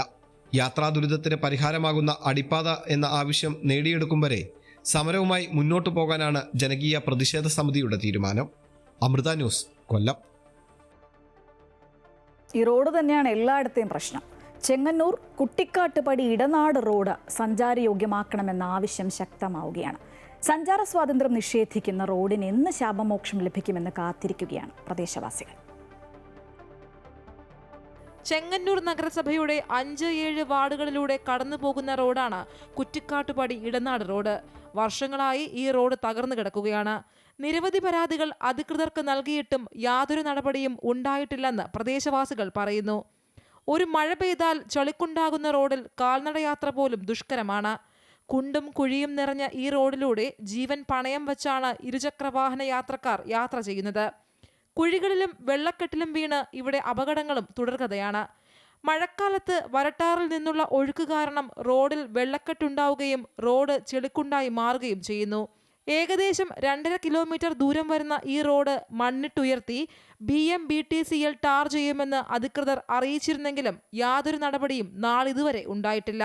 മാറി മാറി വരുന്ന സർക്കാരും ജനപ്രതിനിധികളും റോഡിന് തുക വകയിരുത്തിയിട്ടുണ്ട് എന്ന് പറയുന്നതല്ലാതെ യാതൊരു പണിയും ഇവിടെ നടന്നിട്ടില്ല. 1.5 കോടി രൂപ വീതം 2 തവണ റോഡിന്റെ പുനരുദ്ധാരണത്തിനായി അനുവദിച്ചിട്ടുണ്ടെന്ന് MPയും മന്ത്രിയും പറയുന്നത് ഫ്ലെക്സിൽ മാത്രമായി ഒതുങ്ങി. ഈ റോഡിൻ്റെ ശോചനീയാവസ്ഥ മനസ്സിലാക്കി അതിനെത്രയും പെട്ടെന്ന് ഇത് ടെൻഡറായെന്ന് പറയുന്നു. അത് ചെയ്ത് തരുന്നത് ഞങ്ങൾക്ക് ഏറ്റവും വലിയ അനുയോജ്യമായിരിക്കും. ഇപ്പം അതും പ്രത്യേകിച്ച് വീണ്ടും മഴ കാലഘട്ടങ്ങൾ വീണ്ടും വരുന്നു. ഏറ്റവും കൂടുതൽ വെള്ളം കെട്ടിക്കിടക്കുന്നതും ഏറ്റവും കൂടുതൽ വരട്ടാറ്റിൽ നിന്നുള്ള ഒഴുക്ക് വന്ന് ചെയ്യുന്ന ഒരു സ്ഥലവും കൂടാണ് ഇതിനകത്ത്. വർഷങ്ങൾക്ക് മുൻപ് ബൈപ്പാസ് എന്ന പ്രഖ്യാപനവും ഈ റോഡിനുണ്ടായിരുന്നു. ചെങ്ങന്നൂർ കല്ലിശ്ശേരിയിൽ നിന്ന് വാഹനങ്ങൾ ഇതുവഴി കടന്ന് ഇടനാട്, ചെങ്ങന്നൂർ ടൗൺ, കോഴഞ്ചേരി എന്നീ ഭാഗങ്ങളിലേക്ക് പോകാവുന്ന വഴിയായി വിഭാവനം ചെയ്തിരുന്നു. പിന്നീട് യാതൊരു നടപടിയും ഉണ്ടായിട്ടില്ല. KSRTC ബസ് ഉൾപ്പെടെ നിരവധി ബസ് സർവീസുകൾ ഉണ്ടായിരുന്ന ഇവിടെ ഇപ്പോൾ അതും നിലച്ചിരിക്കുകയാണ്. ഇതുമൂലം ടാക്സി, സ്വകാര്യ വാഹനങ്ങളെ ആശ്രയിക്കുകയാണ് ഇവിടുത്തുകാർ. റോഡ് തകർന്നു കിടക്കുന്നതിനാൽ ഓട്ടം വിളിച്ചാൽ തങ്ങളുടെ വാഹനങ്ങൾക്ക് കേടുപാടുകൾ സംഭവിക്കുമെന്ന കാരണം പറഞ്ഞ് ഒരു ടാക്സി വാഹനങ്ങൾ പോലും വരില്ല എന്നും ഇതുമൂലം വളരെ ബുദ്ധിമുട്ട് അനുഭവിക്കുന്നുണ്ടെന്നും പ്രദേശവാസികൾ പറഞ്ഞു. PIP കനാൽ റോഡിന്റെ ഒരു വശം കൂടി കടന്നു പോകുമ്പോൾ മറുവശത്ത് കുടിവെള്ള പദ്ധതിക്കായി ഒരു പൈപ്പ് ലൈൻ സ്ഥാപിച്ചതും റോഡിന്റെ വലിയ തകർച്ചയ്ക്ക് കാരണമായി. ഈ റോഡ് തകർന്ന് തരിപ്പണമായതിനു ശേഷം നിരവധി നിവേദനങ്ങൾ മന്ത്രിതലത്തിൽ മറ്റുള്ള ഇതിൻ്റെ ഉദ്യോഗസ്ഥരുമായിട്ട് ഏർപ്പെട്ട് ഇതിന് കാര്യങ്ങൾ ചെയ്തു കൊടുത്തു നോക്കിയതാണ്. പക്ഷേ നാളിതുവരെ ഇതിന് വേണ്ട നടപടികൾ കൃത്യമായിട്ട് നടന്നിട്ടില്ല. മാത്രമല്ല ഇത് ഒരു പ്രാവശ്യം കൊണ്ട് 1.5 കോടി രൂപ മറ്റോ അനുവദിച്ച് ഇവിടെ ഫ്ലെക്സൊക്കെ അടിച്ച്, അതായത് പാർട്ടിയുടെ ആൾക്കാർ ഇവിടെ ആഘോഷമായിട്ട് കൊണ്ടു നടന്നൊക്കെ ചെയ്തതാണ്. അത് ലാപ്സായി പോയെന്ന് അറിഞ്ഞു. നിരവധി ആരാധനാലയങ്ങൾ, അംഗൻവാടി, പ്രൈമറി ഹെൽത്ത് സെന്റർ തുടങ്ങിയവ ഈ റോഡിന് സമീപത്തായി സ്ഥിതി ചെയ്യുന്നുണ്ട്. കുടിവെള്ളത്തിന് വലിയ ബുദ്ധിമുട്ട് നേരിടുന്ന പ്രദേശത്ത് എന്നാൽ പൈപ്പ് ലൈൻ സ്ഥാപിക്കാനെടുത്ത കുഴികളിൽ വാഹനങ്ങൾ താഴ്ന്നു പോകുന്ന അവസ്ഥയാണ്. എത്രയും വേഗം ഈ പണികൾ പൂർത്തീകരിച്ച് റോഡ് സഞ്ചാരയോഗ്യമാക്കി ഗതാഗതം പുനഃസ്ഥാപിക്കണമെന്നാണ് പ്രദേശവാസികളുടെ ആവശ്യം. അമൃത ന്യൂസ്, ആലപ്പുഴ. സനാതന ധർമ്മ സംരക്ഷണത്തിനുള്ള ആഹ്വാനവുമായി അക്ഷരനഗരിയിലെത്തിയ ധർമ്മ സന്ദേശയാത്രയ്ക്ക് ആവേശോജ്വലമായ സ്വീകരണം നൽകി. സദ്ഗുരു ശ്രീ മാതാ അമൃതാനന്ദമയി ദേവി മുഖ്യ രക്ഷാധികാരിയായി കേരള മാർഗദർശക മണ്ഡലത്തിന്റെ ആഭിമുഖ്യത്തിൽ നടത്തുന്ന ധർമ്മ സന്ദേശയാത്രയ്ക്കാണ് കോട്ടയത്ത് സ്വീകരണം നൽകിയത്. ശബരിമലയിൽ സ്വർണ്ണക്കൊള്ള ചെയ്തവർക്ക് വീണ്ടും കാലാവധി നീട്ടിക്കൊടുക്കാൻ സർക്കാർ ഓർഡിനൻസ് പുറപ്പെടുവിക്കുന്നതിന് പകരം മാന്യമായി അന്വേഷണം നടത്താൻ അവരെ മാറ്റി നിർത്തണമെന്ന് മാർഗദർശക മണ്ഡലം അധ്യക്ഷൻ ചിദാനന്ദപുരി സ്വാമികൾ ആവശ്യപ്പെട്ടു.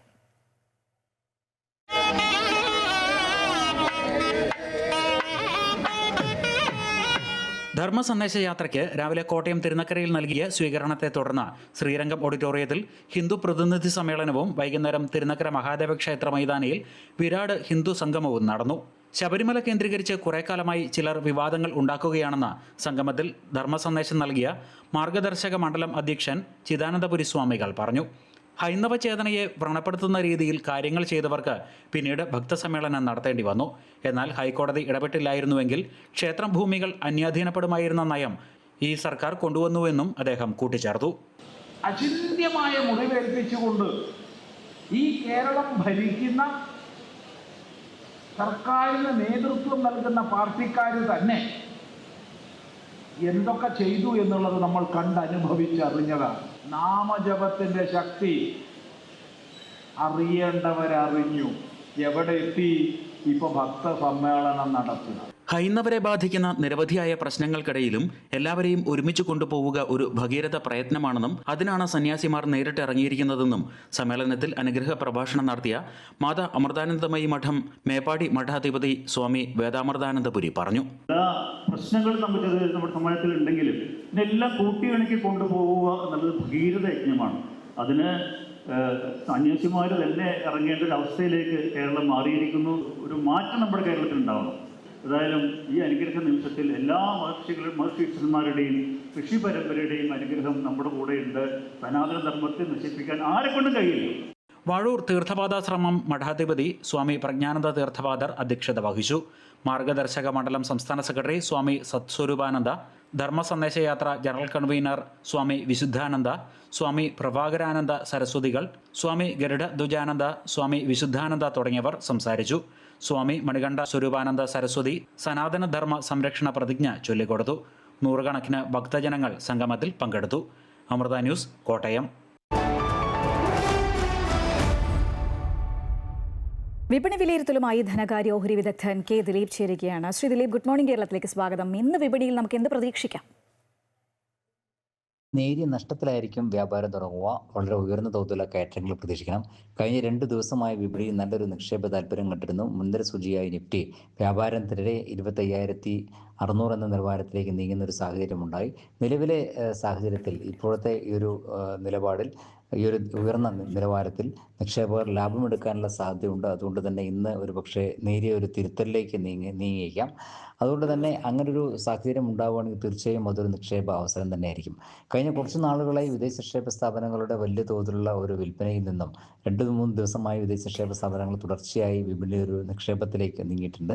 അതുകൊണ്ട് തന്നെ അതിൻ്റെ ഒരു സ്വാധീനം വിപണിയിൽ ഉണ്ടാവുകയും ചെയ്തിട്ടുണ്ട്. എന്നാൽ മാത്രമല്ല, അതിനോടൊപ്പം ആഭ്യന്തര നിക്ഷേപ സ്ഥാപനങ്ങളുടെ വലിയ തോതിലുള്ള നിക്ഷേപവും വിപണിയുടെ ഇപ്പോഴത്തെ ഒരു മുന്നേറ്റത്തിൽ പ്രതിഫലിച്ചിട്ടുണ്ട്.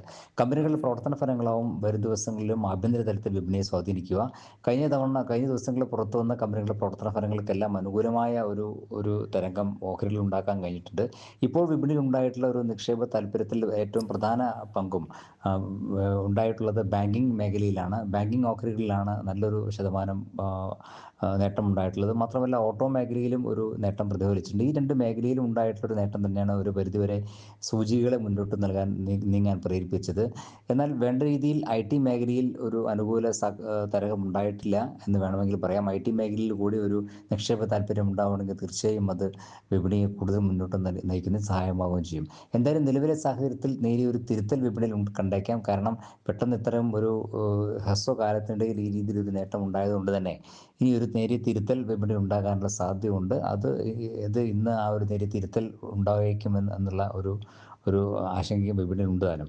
കാരണം കഴിഞ്ഞ ദിവസം US വിപണിയിലും നഷ്ടമായിരുന്നു. ഇന്നിപ്പോൾ ഏഷ്യൻ വിപണികളിലും പലതിലും നഷ്ടത്തിൽ വ്യാപാരം പുരോഗമിക്കുന്നതുകൊണ്ട് തന്നെ ഇവിടെയും നഷ്ടത്തിലായിരിക്കും വ്യാപാരം തുടങ്ങുക. 25,500 എന്ന നിലവാരത്തിന് മുകളിൽ നിലനിന്ന് വ്യാപാരം നടക്കുന്ന ഒരു സാഹചര്യത്തിൽ മാത്രമേ ഇനി മുന്നോട്ട് നീങ്ങാനുള്ള സാധ്യത കാണുന്നുള്ളൂ. നന്ദി ശ്രീധലി. ബോബി ചെമ്മണ്ണൂർ ഇന്റർനാഷണൽ ഗ്രൂപ്പിന്റെ ഏറ്റവും പുതിയ സംരംഭമായ മട്ടനും കുട്ടനും യമനി റെസ്റ്റോറന്റ് തൃശൂർ പുഴയ്ക്കലിൽ പ്രവർത്തനം ആരംഭിച്ചു. റെസ്റ്റോറന്റിന്റെ ഉദ്ഘാടനം ബോബി ചെമ്മണ്ണൂരും സോഷ്യൽ മീഡിയ താരം ഡോളി ചായ്വാലയും ചേർന്ന് നിർവഹിച്ചു. വൈവിധ്യമാർന്ന മട്ടൻ, ബീഫ്, ചിക്കൻ, മന്തി വിഭവങ്ങളാണ് മട്ടനും കുട്ടനും റെസ്റ്റോറന്റിന്റെ പ്രത്യേകത. യമനി വിഭവങ്ങളുടെ തനത് രുചി ഇവിടെ നിന്നും ആസ്വദിക്കാം. Yemeni mandi, dum biryani, beef brisket, mutton brisket, fried rice എന്നിങ്ങനെ നിരവധി അറബിക് വിഭവങ്ങൾ ഇവിടെ ഒരുക്കിയിരിക്കുന്നു. കൂടാതെ ലഘുഭക്ഷണത്തിനായി ബോച്ചേറ്റിയുടെ പ്രത്യേക സ്റ്റാളും ഇവിടെ പ്രവർത്തിക്കുന്നുണ്ട്.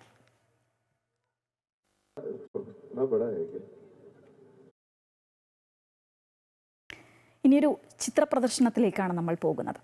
ഗാസയിലെ നൊമ്പരപ്പെടുത്തുന്ന കാഴ്ചകൾ തുറന്നു കാട്ടുന്നതാണ് ഈ ഒരു ചിത്ര പ്രദർശനം. അതുകൊണ്ട് തന്നെ ഇത് വളരെയധികം ശ്രദ്ധേയമാകുന്നുമുണ്ട്. പ്രശസ്തരായ 100ഓളം ചിത്രകാരന്മാർ വരച്ച ചിത്രങ്ങൾ ഗാസയിലെ അമ്മമാർക്കും കുഞ്ഞുങ്ങൾക്കും വേണ്ടിയാണ് സമർപ്പിക്കുന്നത്. ചിത്ര പ്രദർശനം കാണാൻ നിരവധി പേരാണ് കോഴിക്കോട് ലളിതകലാ അക്കാദമി ആർട്ട് ഗാലറിയിൽ എത്തുന്നത്.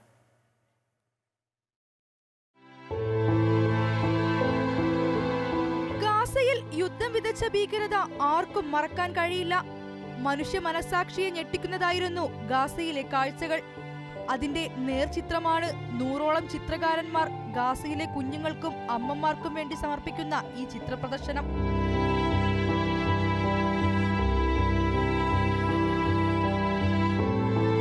വിശന്ന് ശരീരമൊട്ടിയ പിഞ്ചു കുഞ്ഞുങ്ങൾ, കളിച്ചുകൊണ്ടിരിക്കെ നെഞ്ചിൽ മിസൈലുകൾ തറച്ചുകയറിയ കുട്ടികൾ, പിഞ്ചു കുഞ്ഞുങ്ങളെ ചേർത്ത് പിടിച്ചു കരയുന്ന അമ്മമാർ, ഭയം നിറഞ്ഞ ഒരുപാട് കണ്ണുകൾ തുടങ്ങി നീളുന്നു പ്രദർശനത്തിലെ ചിത്രങ്ങൾ.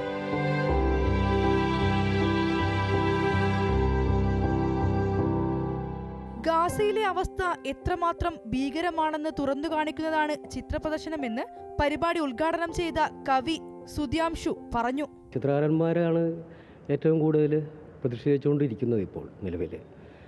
കാരണം അവർക്കറിയാം ഇതിൻ്റെ ഭീകരത എന്തുമാത്രം ഉണ്ടെന്നുള്ളത്. കാരണം അവരും ഒരു അടിച്ചമർത്തപ്പെടുന്ന ഒരു രീതി തന്നെയാണ് അവരുടെ ജീവിതം. കാരണം മുറിയിലടച്ചിട്ട് പൂട്ടിയാണ് അവർ ഈ ചിത്രങ്ങളൊക്കെ വരയ്ക്കാറ്. നാടകക്കാരെ സംബന്ധിച്ചൊരു കൂട്ടായ്മയുണ്ട്. അവർക്ക് സംഘം ചേർന്ന് ആ കല നടത്തിക്കൊണ്ട് പോകാം. കവികൾക്കാണെങ്കിൽ ഒരു കടലാസ് കൊണ്ട് അവർക്കത് എവിടെയും ഇരുന്ന് എഴുതാം. പക്ഷേ ചിത്രകാരന്മാരങ്ങനെയല്ല. C Bhagyanath, Shibu Nadesan, KM Madhusoodanan, PS Jalaja തുടങ്ങി പ്രശസ്തരായ ചിത്രകാരന്മാർ വരച്ച ചിത്രങ്ങളാണ് കോഴിക്കോട് ലളിതകലാ അക്കാദമി ആർട്ട് ഗാലറിയിൽ പ്രദർശനത്തിനുള്ളത്. അതോടൊപ്പം കഴിഞ്ഞ ദിവസം ആർട്ട് ഗാലറിയിലെത്തിയ മറ്റ് ചിത്രകാരന്മാർ വരച്ച ചിത്രങ്ങളും ഇക്കൂട്ടത്തിലുണ്ട്.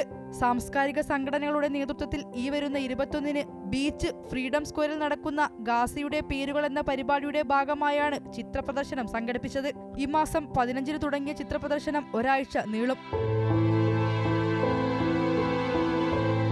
അമൃത ന്യൂസ്, കോഴിക്കോട്. വഴിയാത്രക്കാരെ ആകർഷിച്ച് കോട്ടയം നഗരത്തിലെ ചൂരൽ ഉൽപ്പന്നങ്ങളുടെ കച്ചവടം. ശാസ്ത്രീയ റോഡിലാണ് കാഴ്ചക്കാരെ ആകർഷിക്കുന്ന ഈ വഴിയോര വിപണി. ആന്ധ്ര സ്വദേശിയായ സുബ്രഹ്മണ്യനാണ് ഭംഗിയേറിയ ചൂരൽ ഉൽപ്പന്നങ്ങൾ നിർമ്മിച്ച് വിൽപ്പന നടത്തുന്നത്. കാഴ്ചക്കാരെ പിടിച്ചു നിർത്തുന്ന കരവിരുതാണ് സുബ്രഹ്മണ്യൻ്റേത്.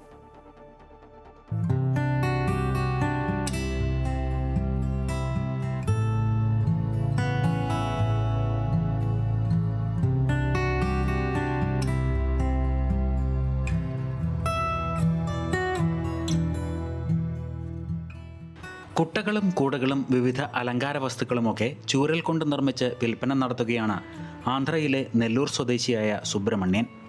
ഉൽപ്പന്നങ്ങളുടെ ഭംഗി തന്നെയാണ് ആളുകളെ ആകർഷിക്കുന്നത്. എന്നാൽ ഗുണമേന്മയിലും തെല്ലും പിന്നിലല്ല. പൂർണ്ണമായും കൈകൊണ്ട് നിർമ്മിക്കുന്ന ഭംഗിയേറിയ ഈ ഉൽപ്പന്നങ്ങൾ ഒന്ന് കാണുകയെങ്കിലും ചെയ്യാതെ കടന്നു പോകുവാൻ ആളുകൾക്ക് കഴിയില്ല. ആകൃതിയിലെ വൈവിധ്യവും നിർമ്മാണത്തിലെ വൈദഗ്ധ്യവും എടുത്തു പറയേണ്ടത് തന്നെ. 300 രൂപ മുതൽ 3000 രൂപ വരെയുള്ള കുട്ടകൾ ഇവിടെ ലഭ്യമാണ്. ഓരോന്നും ആളുകൾക്ക് ആവശ്യമുള്ള വലിപ്പത്തിൽ ഓർഡർ അനുസരിച്ച് നിർമ്മിച്ച് കൊടുക്കുന്നുമുണ്ട്. ಲಾಂಡ್ರಿ ಬಾಸ್ಕೆಟ್, ತುನಿ ಹಣ್ಣು ಕೊಟ್ಟ, ಅಂಬಲ್ತು ಪೂನು ಕೊಟ್ಟ, ടേബിൾ മേലച്ച് പലമോ ഫ്രൂട്ട്സ് മുന്തിരി ആപ്പിൾ എല്ലാം വെക്കുക. നല്ല മോഡൽസ് കൊട്ടുണ്ട് ഇവിടെ. ഒരു 300 ഉണ്ട്, 3000 വരയ്ക്ക് കൊട്ടുണ്ട്. ലോണ്ടറി ബാസ്ക്കറ്റ്, പൂക്കളും പൂജാദ്രവ്യങ്ങളും വയ്ക്കുന്ന കൂട, ഡൈനിങ് ടേബിളുകളിൽ പഴങ്ങളും മറ്റും വയ്ക്കുവാനുള്ള കൂടകൾ തുടങ്ങിയവയിലെ ചിത്രപ്പണികളും മനോഹരങ്ങളാണ്. ചൂരൽ കൊണ്ടുള്ള അലങ്കാര നെയ്ത്ത് പണിയും എടുത്തു പറയേണ്ടത് തന്നെ. കണ്ടപ്പോൾ തന്നെയല്ലേ ഇത് ഉണ്ടാക്കുന്നതും ഒക്കെ നമ്മൾ കണ്ടോണ്ടല്ലേ ഇരിക്കുന്നത്. അപ്പൊ അതുകൊണ്ടൊരു പ്രത്യേകതയാണ്. ഒരു ചൂരൽ കൊണ്ടല്ലേ ഇത് ഉണ്ടാക്കുന്നത്. ആ ചൂരൽ ഇത്രയും മനോഹരമായിട്ട് ഇത്രയും സംഭവങ്ങൾ ഉണ്ടാക്കുക എന്ന് പറയുന്ന ഒരു അതിശയമാണ്. അതിമനോഹരങ്ങളായ ചൂരൽ ഉൽപ്പന്നങ്ങളുടെ നിർമ്മാണവും വിൽപ്പനയും കോട്ടയം ശാസ്ത്രി റോഡിലായതിനാൽ നിർമ്മാണം കാണാൻ തന്നെ ആളുകൾ ചുറ്റും കൂടാറുണ്ട്. വിലപേശുന്നവരെയും സുബ്രഹ്മണ്യൻ നിരാശരാക്കാറില്ല. കൂടകൾ നിർമ്മിക്കാനുള്ള ചൂരൽ ആന്ധ്രയിൽ നിന്നാണ് എത്തിക്കുന്നത്. വിൽപ്പനയിൽ നിന്നും വലിയ ലാഭമൊന്നുമില്ലെങ്കിലും തൊഴിലിനോടുള്ള സ്നേഹമാണ് ഇദ്ദേഹത്തെ ഈ രംഗത്ത് പിടിച്ചു നിർത്തുന്നത്. അമൃത ന്യൂസ്, കോട്ടയം. ആഗോള സഞ്ചാരികളുടെ ഇഷ്ടയിടമായ ദുബായ് ഗ്ലോബൽ വില്ലേജ് സന്ദർശകർക്കായി തുറന്നു. വിവിധ രാജ്യങ്ങളുടെയും സ്ഥാപനങ്ങളുടെയും ഉൾപ്പെടെ 30 പവലിയനുകളാണ് ആഗോള ഗ്രാമത്തിൽ ഇത്തവണയുള്ളത്. 6 മാസത്തിലേറെ നീണ്ടു നിൽക്കുന്ന ഇത്തവണത്തെ സീസണിൽ കുട്ടികൾക്കും മുതിർന്നവർക്കും ഉൾപ്പെടെ ആസ്വദിക്കാനാകും വിധമുള്ള നിരവധി കലാപരിപാടികളും അരങ്ങേറും. ആഗോള ഗ്രാമത്തിന്റെ 30ാമത് പതിപ്പാണ് ഇത്തവണത്തേത്. 3 പതിറ്റാണ്ടായി UAE നിവാസികളെയും ദുബായിലെത്തുന്ന സന്ദർശകരെയും സ്വീകരിക്കുന്ന ഗ്ലോബൽ വില്ലേജ് 30ാം സീസണിൽ കൂടുതൽ മനോഹരമാണ്. ഇനിയുള്ള ഏതാണ്ട് 7 മാസക്കാലം ലക്ഷക്കണക്കിന് ആളുകൾ ആഗോള ഗ്രാമത്തിലെ കാഴ്ചകൾ കാണാനായി ദുബായിലെത്തും. ഇന്ത്യ ഉൾപ്പെടെ വിവിധ രാജ്യങ്ങളുടെയും സ്ഥാപനങ്ങളുടെയും 30 പവലിയനുകൾ ഇത്തവണ ഒരുക്കിയിട്ടുണ്ട്. ലോകത്തിലെ ഏതാണ്ട് എല്ലാ രാജ്യങ്ങളുടെയും രുചി വൈവിധ്യം വിളമ്പുന്ന 200ഓളം ഭക്ഷണശാലകളാണ് ആഗോള ഗ്രാമത്തിലെ പ്രധാന ആകർഷണങ്ങളിലൊന്ന്. കുട്ടികൾക്കും മുതിർന്നവർക്കും ഒരുപോലെ ആസ്വദിക്കാനാകുന്ന റൈഡുകൾ, സ്റ്റണ്ട് ഷോ, ഹൊറർ ഹോട്ടൽ തുടങ്ങി കാഴ്ചകളും വിനോദയിടങ്ങളും ഏറെയുണ്ട് ഇക്കുറി ഗ്ലോബൽ വില്ലേജിൽ. We have 30 country pavilions with us at Global Village, which are celebrating over 90 cultures altogether. We have a parade that's taking place with over 200 participants 3 times a week. We have, of course, our flagship fireworks every weekend. ദുബായിൽ ദീപാവലി ആഘോഷം നടക്കുന്ന പ്രധാന സ്ഥലങ്ങളിലൊന്നും global വില്ലേജാണ്. October 17 മുതൽ 23 വരെയാണ് global വില്ലേജിലെ ദീപാവലി ആഘോഷം. വെടിക്കെട്ട്, കലാപരിപാടികൾ, രംഗോലി ഫെസ്റ്റ് തുടങ്ങിയവ ദീപാവലിയോടനുബന്ധിച്ച് ആഗോള ഗ്രാമത്തിൽ അരങ്ങേറും. പ്രത്യേക ദീപാവലി വിപണനമേളയും ഗ്ലോബൽ വില്ലേജിലെ ഇന്ത്യൻ പവലിയനിൽ ഉണ്ടാകും. ഡ്രീം ദുബായുമായി ചേർന്ന് പ്രത്യേക സമ്മാന പദ്ധതിയും ഇത്തവണ പ്രഖ്യാപിച്ചിട്ടുണ്ട്. ഗ്ലോബൽ വില്ലേജ് എൻട്രി പാസിനൊപ്പം ലഭിക്കുന്ന QR കോഡ് സ്കാൻ ചെയ്ത് 10 ലക്ഷം ദിർഹം ഗ്രാൻഡ് പ്രൈസ് ഉൾപ്പെടെയുള്ള സമ്മാന പദ്ധതിയിൽ പങ്കെടുക്കാം. ഏത് ദിവസവും സന്ദർശിക്കാവുന്ന ടിക്കറ്റിന് 30 ദിർഹമാണ് വില. പ്രവൃത്തി ദിവസങ്ങളിലെ ടിക്കറ്റിന് 25 ദിർഹവും. 3 വയസ്സിൽ താഴെ പ്രായമുള്ള കുട്ടികൾക്കും 65 വയസ്സിന് മുകളിൽ പ്രായമുള്ളവർക്കും ഭിന്നശേഷിക്കാർക്കും പ്രവേശനം സൗജന്യമാണ്. ആഘോഷാരംഭങ്ങളുടെ പൂർണ്ണതയിലാണ് ഞാൻ നിൽക്കുന്നത്. ദുബായ് ഗ്ലോബൽ വില്ലേജിൽ നിന്നും ജെറിൻ ജേക്കബിനൊപ്പം ശ്രീരാജ് കൈമൾ, അമൃത ന്യൂസ്. സൗദിയിൽ വിമാന കമ്പനികൾക്ക് വൻ പിഴ ചുമത്തി general authority of civil aviation. നിയമലംഘനത്തെ തുടർന്നാണ് പിഴ ചുമത്തിയത്.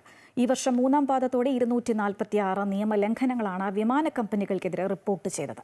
48 ലക്ഷത്തിലേറെ റിയാലാണ് വിമാന കമ്പനികൾക്കെതിരെ പിഴ ചുമത്തിയത്. യാത്രക്കാരുടെ രേഖകൾ പൂർണ്ണമാണ് എന്ന ഉറപ്പുവരുത്താത്തതിനും general authority of civil aviation നിർദ്ദേശങ്ങൾ ലംഘിച്ചതിനും വിമാന കമ്പനികൾക്ക് 45 ലക്ഷത്തിലേറെ റിയാൽ പിഴ ചുമത്തി. ആവശ്യമായ വിവരങ്ങൾ നൽകാത്തതിന് 3 കമ്പനികൾക്ക് 75,000 സൗദി റിയാലും പിഴ ചുമത്തിയിട്ടുണ്ട്. കുവൈറ്റിൽ ആദ്യ ഇന്ത്യൻ പാസ്പോർട്ട് ഇഷ്യൂ ചെയ്തു. ഇന്ത്യൻ എംബസിയിൽ വെച്ചാണ് ആദ്യ പാസ്പോർട്ട് അനുവദിച്ചത്. ആയിഷ റുമാൻ എന്ന ഇന്ത്യക്കാരിക്കാണ് ആദ്യ പാസ്പോർട്ട് ഇഷ്യൂ ചെയ്തത്. ഇന്ത്യൻ പൗരന്മാർക്ക് അന്താരാഷ്ട്ര യാത്രകളിൽ ഇമിഗ്രേഷൻ നടപടികൾ സുഗമമാക്കാനും യാത്രകൾ എളുപ്പമാക്കാനും ലക്ഷ്യമിട്ടുകൊണ്ട് ഇന്ത്യൻ സർക്കാർ നടത്തുന്ന നടപടികളുടെ ഭാഗമായിട്ടാണ് പുതിയ പാസ്പോർട്ട് സൗകര്യമെന്ന് ഇന്ത്യൻ എംബസി പുറത്തിറക്കിയ വാർത്താക്കുറിപ്പിൽ അറിയിച്ചു.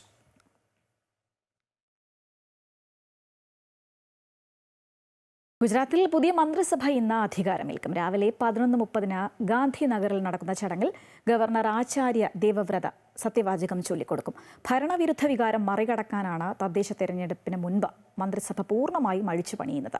സർക്കാരിലെ മുഖ്യമന്ത്രി ഒഴികെയുള്ള മന്ത്രിമാരെല്ലാം ഇന്നലെയാണ് രാജിവെച്ചത്. മുഖ്യമന്ത്രി അടക്കം 17 മന്ത്രിമാരാണ് മന്ത്രിസഭയിൽ ഉണ്ടായിരുന്നത്. 8 പേർ ക്യാബിനറ്റ് പദവിയുള്ളവരും 8 പേർ സഹമന്ത്രിമാരുമായിരുന്നു. മന്ത്രിസഭ പുനഃസംഘടിപ്പിക്കുമ്പോൾ 10 പേർ പുതുമുഖങ്ങളായിരിക്കുമെന്നാണ് റിപ്പോർട്ട്. ഇടുക്കിയിൽ ഷോപ്പ് സൈറ്റുകൾക്ക് പട്ടയം നൽകാനുള്ള മന്ത്രിസഭാ യോഗ തീരുമാനം ആശയക്കുഴപ്പം പരിഹരിക്കുന്നതിന് വേണ്ടിയാണെന്ന് മന്ത്രി റോഷി അഗസ്റ്റിൻ. സുപ്രീം കോടതിയിലുള്ള CHR കേസുമായി ഇതിനെ കൂട്ടിക്കുഴയ്ക്കേണ്ടതില്ല എന്നും മന്ത്രി കട്ടപ്പനയിൽ പറഞ്ഞു.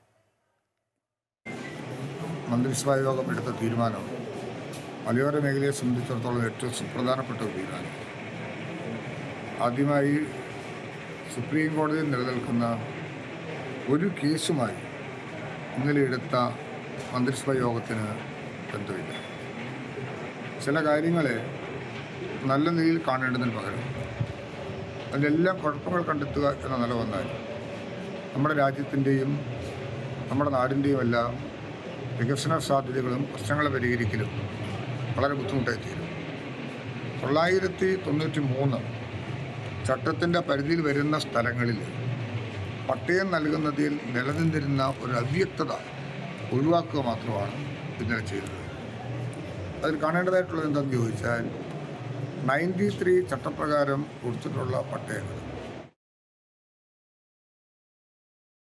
ഹിജാബ് വിഷയത്തിൽ കുട്ടിയെ സ്കൂൾ മാറ്റുമെന്ന പിതാവ്. കുട്ടിയുടെ ആവശ്യപ്രകാരമാണ് തീരുമാനം. വിവരങ്ങളുമായി AT അശ്വതി ചേരുകയാണ്. അശ്വതി, ചെറിയൊരു കൺഫ്യൂഷനിലായിരുന്നു കുട്ടിയുടെ പിതാവ് കഴിഞ്ഞ ദിവസം. പക്ഷേ ഇപ്പോൾ അദ്ദേഹം നിലപാട് അറിയിച്ചിരിക്കുകയാണ്. കുട്ടിയെ സ്കൂൾ മാറ്റാനുള്ളൊരു തീരുമാനം വന്നിരിക്കുന്നു.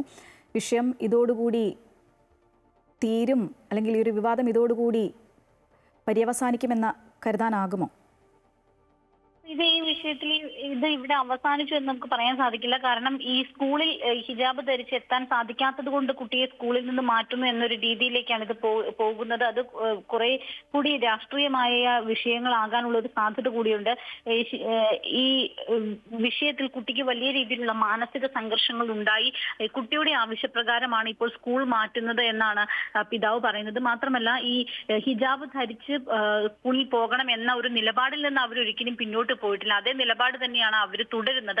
ആ ഒരു സാഹചര്യത്തിൽ കൂടിയാണ് ഈ സ്കൂൾ മാറ്റം ഉണ്ടാകുന്നത്. അതുകൊണ്ടാണ് ഇത് കുറെ കൂടി വഷളാകാനുള്ളൊരു സാധ്യത നിലവിലുണ്ട്. അതായത് ഹിജാബ് ധരിച്ച് എത്താൻ സാധിക്കാത്തതിനെ തുടർന്നുള്ള സംഘർഷങ്ങളുടെ ഭാഗമായിട്ട് അവർ സ്കൂൾ മാറുന്നു എന്ന രീതിയിലേക്ക് അതുകൊണ്ട് തന്നെ ഇത് കൂടുതൽ ചർച്ച ചെയ്യപ്പെടും എന്ന കാര്യത്തിൽ സംശയമില്ല. എന്തായാലും ഇന്ന് പിതാവ് തന്നെയാണ് ഈ കാര്യങ്ങൾ മാധ്യമങ്ങളോട് വെളിപ്പെടുത്തിയത്. അദ്ദേഹം മാധ്യമങ്ങളെ കാണാനുള്ള സാധ്യത കൂടിയുണ്ട്. അപ്പോൾ വിശദമായി ഇതിൽ ചില കാര്യങ്ങൾ കൂടി പറയാൻ ഉള്ള സാധ്യതകളുണ്ട്. എന്തായാലും നിലവിൽ അദ്ദേഹം പറയുന്നത് ഈ കുട്ടിയുടെ അഭ്യർത്ഥന മാനിച്ച് കുട്ടിക്ക് അവിടെ തുടരാനായിട്ട് താല്പര്യമില്ല. കാരണം വലിയ രീതിയിലുള്ള മാനസിക സംഘർഷങ്ങൾ കുട്ടി അനുഭവിക്കുന്നുണ്ട്. അതുകൊണ്ട് കുട്ടിയുടെ ആവശ്യപ്രകാരം സ്കൂൾ മാറുന്നു എന്നതാണ് അദ്ദേഹം വ്യക്തമാക്കുന്നത്. ശ്രീജ. ശരി അശ്വതി, എന്തായാലും ഹിജാബ് വിഷയത്തിൽ കുട്ടിയെ സ്കൂൾ മാറ്റാൻ തന്നെയാണ് കുട്ടിയുടെ പിതാവ് തീരുമാനിച്ചിരിക്കുന്നത്. വിവരങ്ങളുമായി ഇപ്പം ചേരുകയായിരുന്നു അശ്വതി. ഇനി കായിക വാർത്തകളിലേക്ക്.